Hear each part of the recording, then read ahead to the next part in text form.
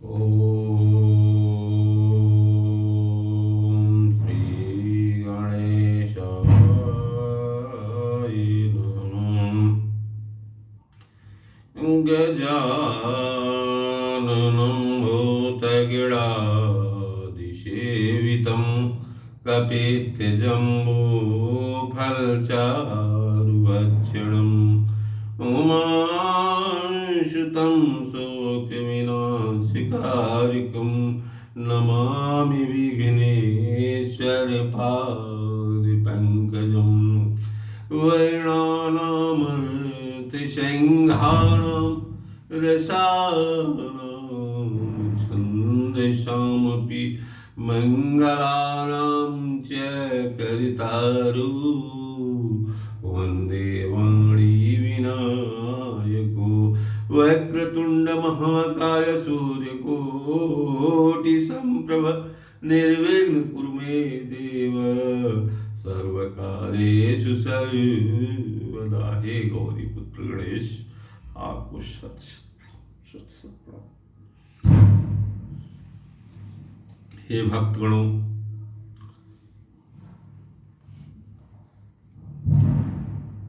अभी तक हम लोग श्री शिव महापुराण प्रथम खंड विद्येश्वर संहिता का 1 से 25 अध्याय एवं द्वितीय सती खंड का अध्याय 1 से अध्याय 42 तक तथा तृतीय पार्वती खंड अध्याय 1 से अध्याय 15 तक का वीडियो YouTube चैनल बारेश्वर महादेव साधना पर आप जब चाहें सुन सकते हैं। आज हम अध्याय 16 से अध्याय 20 तक शिव महापुराण से तृतीय पार्वती खंड अर्थात प्रथम पार्वती खंड का तृतीय पार्वती खंड अध्याय 16 से अध्याय 20 तक का पाठ करने जा रहा हूं, जिसको आप लोग सुनने की कृपा करें। उसमें जो कुछ भी त्रुटि होगी उसके लिए हम आप लोगों से क्षमा चाहते हैं। हम आपसे बार बार क्षमा इसलिए मांगते हैं कि हम शिव पुराण पढ़ने योग्य नहीं हैं, फिर भी हम शिव महापुराण पढ़ने का प्रयास कर रहे हैं। इसलिए हम बार बार क्षमा मांगते हैं। अगर कोई भी त्रुटि होगी तो आप लोग मुझे क्षमा करने की कृपा करें। ओम मंगल भवन अमंगल हारी उमा सहित जेहि जपत पुरारी उमा सहित जेहि जपत पुरारी। ओम नमो नारायणाय ओम नमो नारायणाय ओम नमो नारायणाय ओम नमो नारायणाय। मंगल भवन अमंगल हारी उमा सहित जेहि जपत पुरारी। ओम नमो नारायणाय ओम नमो नारायणाय ओम नमो नारायणाय ओम नमो नारायणाय। मंगल भवन अमंगल हारी सहिते जेहि जपत पुरारी। ओम नमो नारायणाय, ओम नमो नारायणाय, ओम नमो नारायणाय, ओम नमो नारायणाय। ओम भूर्भुवः स्वः तत्सवितुर्वरेण्यं भर्गो देवस्य धीमहि धियो यो नः प्रचोदयात्। ये एक छोटा सा हम गजल आज आप लोगों को सुनाने जा रहे हैं, श्रवण करने की कृपा करें। आरे ये आत्मा जो है परमात्मा से कहती है, उसको आप लोग सुनने का प्रयास करें, समझने का प्रयास करें। अरे दर्द बन करे जिगर में छिपा कौन है। अरे दर्द बन कर जिगर में छिपा कौन है। मुझ में रह के ये झांकता कौन है। दर्द बन कर जिगर में छिपा कौन है। मुझ में रह के ये झांकता कौन है। एक तरफ दिल है और एक तरफ आईना। एक तरफ दिल है और एक तरफ आईना। देखना है हमें टूटता कौन है। दर्द बन कर जिगर में छिपा कौन है। मुझ में रह के ये झांकता कौन है। तू मुझे भूल जाए ये मुमकिन नहीं।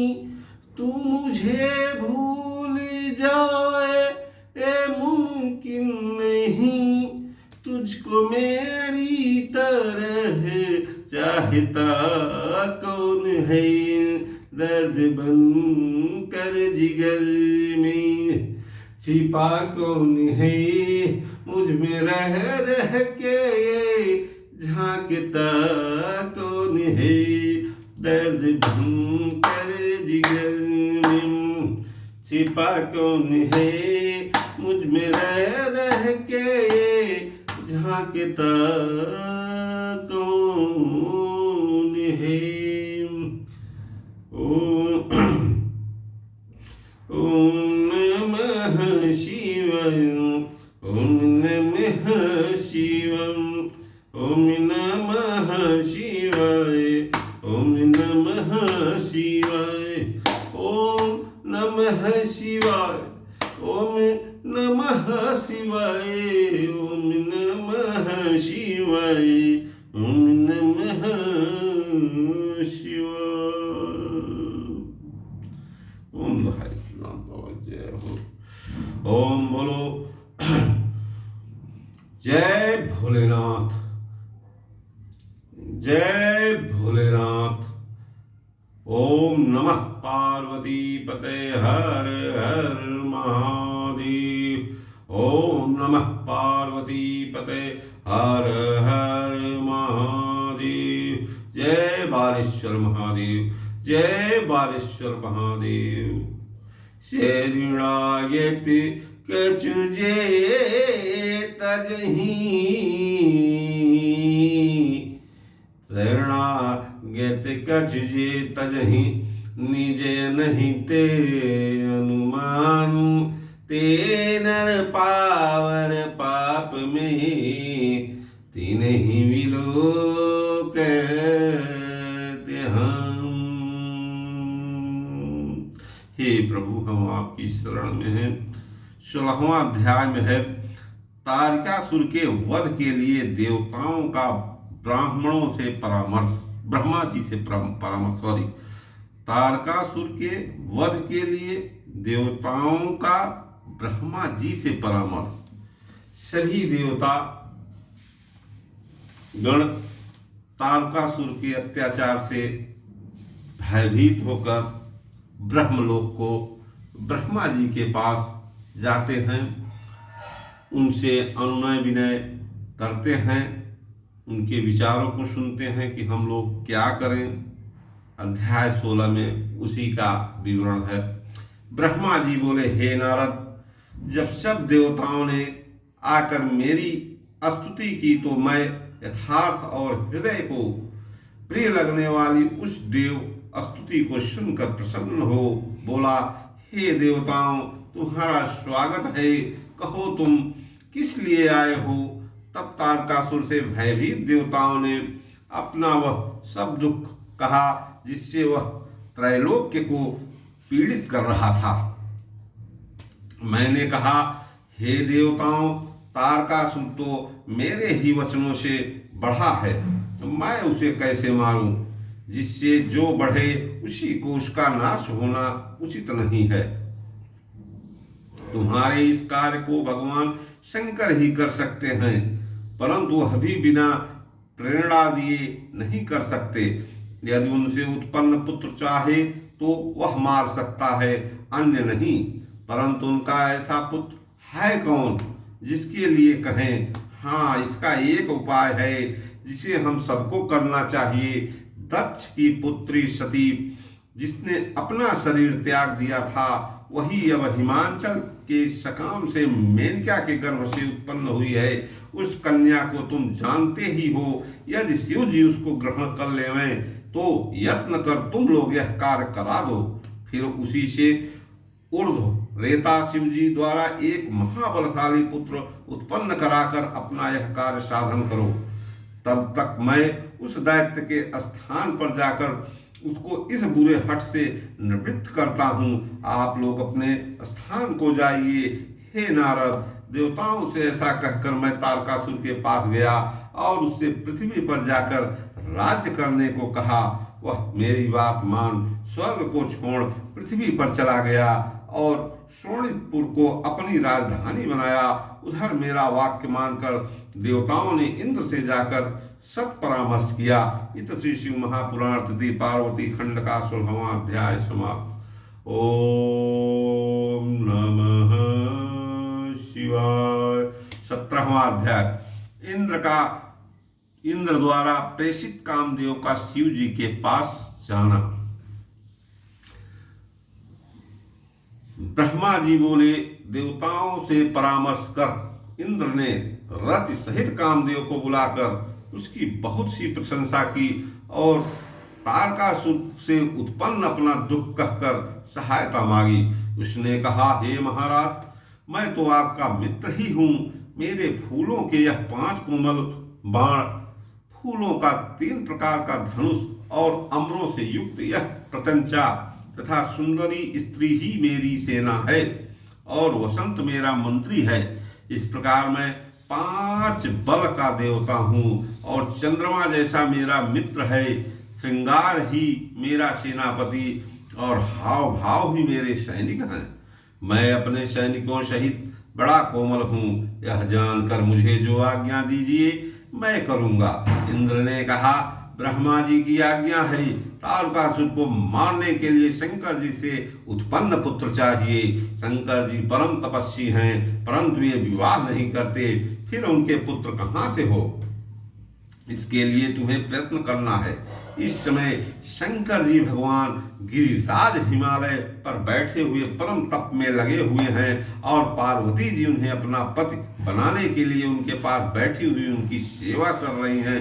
अतएव जैसे भी जितेंद्रिय शिव को पार्वती की ओर रुचि होवे, तुम वही कार्य शीघ्र करो। इससे तुम्हारा यश अस्थायी हो जाएगा। यह सुन कामदेव प्रसन्न हो गया। उसने इंद्र से कहा, मैं इस कार्य को अवश्य करूंगा। ओम कहकर उसने अपनी स्वीकृति दी। शंकर जी की माया से विमोहित काम ने इस बात को स्वीकार किया। वह अपने सहायकों सहित शीघ्र ही योगीश्वर शंकर के पास चला गया, जहां वे अपनी तपस्या में लीन थे। इत श्री इत श्री शिव महापुराण तृतीय पार्वती खंड का 17वां अध्याय समाप्त हुआ। ओम नमः शिवाय। काम द्वारा उत्पन्न काम विकार। कामदेव जहाँ भोले बाबा तपस्या कर रहे थे वहाँ अपनी सेना के साथ पहुँच गए। ब्रह्मा जी बोले, वहां पहुंचकर अभिमानी कामदेव वसंत को साथ लिए शिव सम्मोहन का विस्तार करने लगा। उस वन के सब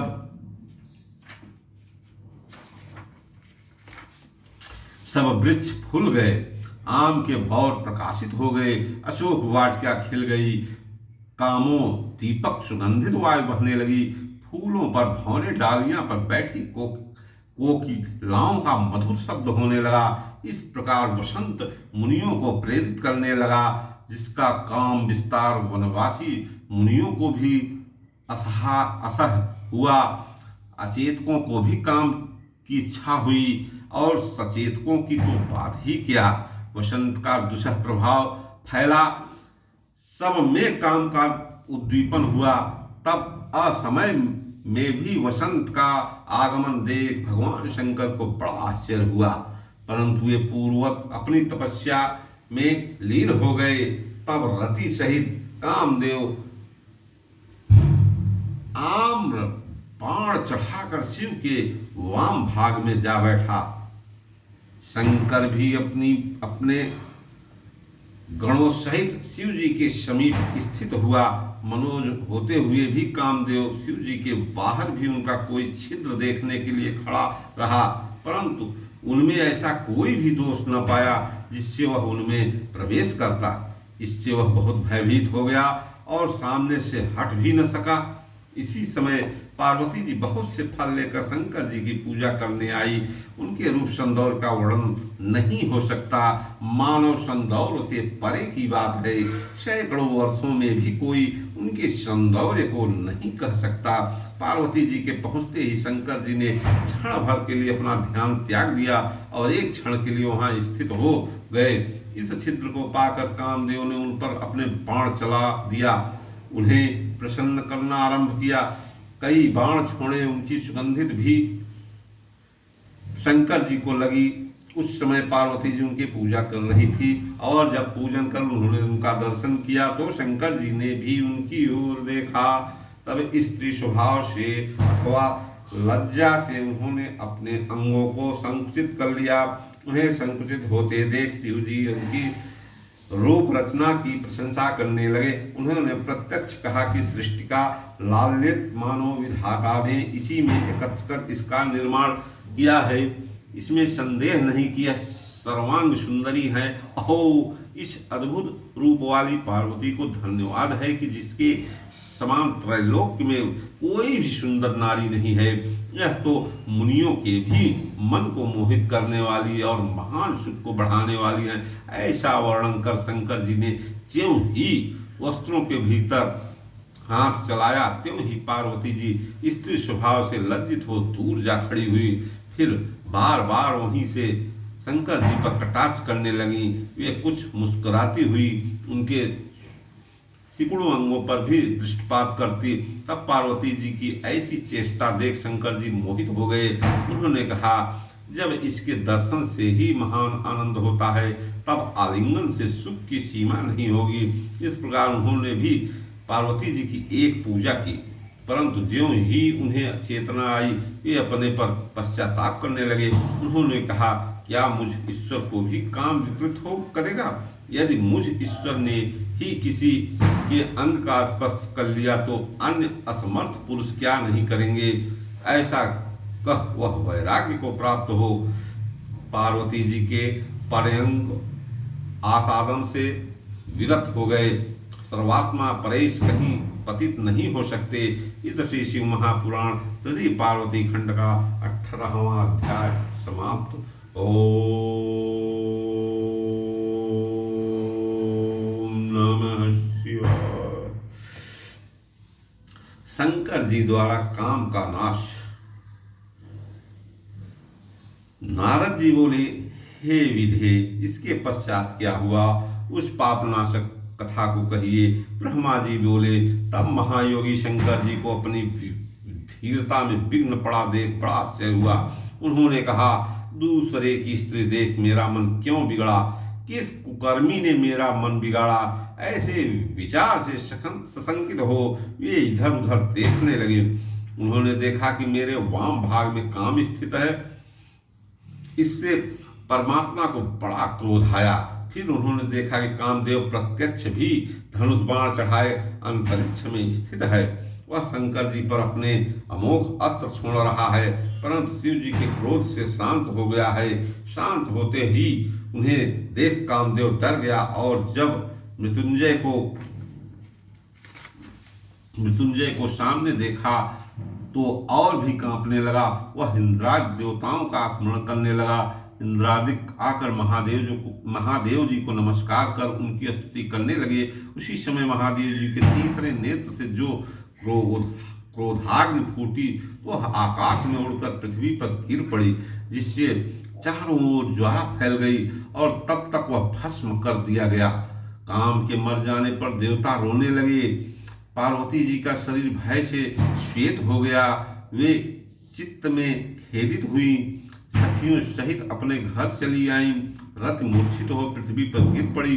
जब वह सचेष्ट हुई तब कहने लगी, हा क्या करूं, कहाँ जाऊं, देवताओं ने यह क्या कर दिया, मेरे उद्धत स्वामी को यहाँ भेजकर नष्ट करा दिया। हा नाथ अस्मरण स्वामिन प्राण प्रिय सुखप्रद, हा प्रिय, यहाँ वह क्या हो गया। ऐसा कहकर वह बहुत रोने लगी, विलाप करने लगी। ऐसा कहकर वह बहुत रोती कलपति, हाथ पैर पीटती, अपने सिर के केशों को नोचने लगी। उसके विलाप से चारों ओर कोहराम मच गया। देवताओं ने रति को बहुत समझाया और कहा कि इसकी थोड़ी सी भस्म अपने पास रख ले, तेरा पद तुझे फिर मिल जाएगा। तू किसी को व्यर्थ क्यों कोसती है, कोई किसी का सुख दुख दाता नहीं है, सब अपने कर्मों का फल पाते हैं। रति को समझाकर सब देवता शिव जी के पास पहुंचे। रति का शोक दूर करने की प्रार्थना की। शिव जी ने कहा, अब मेरे क्रोध से जो हो गया वह अन्यथा नहीं हो सकता। रति का पति तभी तक बिना शरीर का रहेगा जब तक रुक्मिणी के पति भगवान कृष्ण पृथ्वी पर अवतार नहीं लेते। जब ये द्वारका में वास करेंगे और उनके बहुत से पुत्र हो जाएंगे, तब रुक्मिणी के गर्भ से कामदेव का जन्म होगा। उसका नाम प्रद्युम्न होगा, परंतु उत्पन्न होते हुए उसे शंबर नामक दैत्य चुराकर समुद्र में डाल देगा। तब तक रति वहीं जाकर रहे, वहीं से वह अपने पति प्रद्युम्न को प्राप्त करेगी, वहीं उस दैत्य को मारेगा। ब्रह्मा जी ने एक निश्वास ली और कहा कि हे महादेव जी, काम को शीघ्र जिलाकर रति के प्राण की रक्षा कीजिए। शंकर जी ने कहा, अच्छा तो अब मैं प्रसन्न हूँ, इस अवधि के भीतर भी मैं काम को जिला सकता हूँ। वह मेरा गण बनकर वहाँ नित्य इससे विहार भी करता रहेगा। अब तुम लोग अपने लोक को जाओ।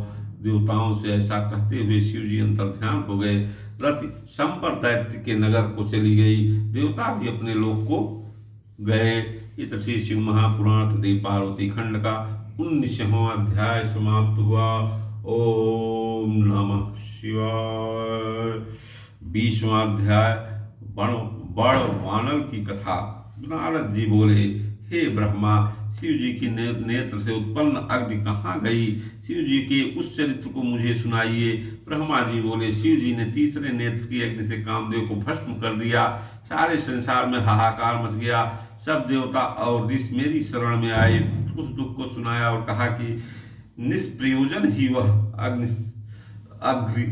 सारे संसार को जला रही है। तब मैं उस अग्नि के पास गया। वह काम को जला अट्ठास करके जल रही थी। वहां पहुंच मैंने शिव जी की कृपा से उसे शीघ्र ही रोक दिया। उस बड़वा को लेकर मैं समुद्र की ओर चला गया। मुझे जाते ही देखकर समुद्र ने दौड़कर मेरा स्वागत किया। मैंने सब कथा बतलाकर उससे उस अग्नि को अपने में तब तक स्थिर रखने की मंत्रणा दी जब तक वह प्रलय नहीं होता है। मैंने कहा कि हे समुद्र, उस समय मैं यहाँ आकर स्वयं ही वास करूंगा, तब तुम शंकर जी की इस क्रोध भाग्य को छोड़ देना। तब तक यह तुम्हें मर्यादित रखने के लिए तुम्हारे विशेष जल को पीता रहेगा, परंतु तुम इसे सावधानी से धारण किए रहना, नहीं तो यह हाथ नहीं आवेगा। समुद्र ने कहा, अच्छा, मेरे सिवाय इसे कोई धारण भी तो नहीं कर सकता, क्योंकि यह बड़वा शिव जी के क्रोध से उत्पन्न हुआ है। हे मुने, तब मैं अपने लोक को चला गया, समुद्र भी अपने समाहित हो गया, संसार में शांति स्थापित हो गई। इस श्री शिव महापुराण तृतीय पार्वती खंड का 20वां अध्याय समाप्त हुआ। ओम